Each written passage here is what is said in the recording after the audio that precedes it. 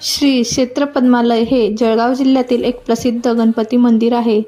या ठिकाणी 2 गणपती स्वयंभूत आहे, म्हणजे उजव्या सोंड्याचा गणपती आणि डाव्या सोंड्याचा गणपती, जे 2.5 गणपती पीठांपैकी एक मानले जाते आणि त्याच्याजवळ हे भीमकुंड आहे। पौराणिक कथेनुसार बकासूरशी युद्धानंतर भीमाला जेव्हा पाण्याची तहान लागली तेव्हा एका खडकावर भीमाने पायाने आघात केला आणि त्यानंतर तिथून पाणी निघाले व पाणी पिऊन भीमाने आपली तहान भागवली। तोच तो खड्डा म्हणजे भीमकुंड।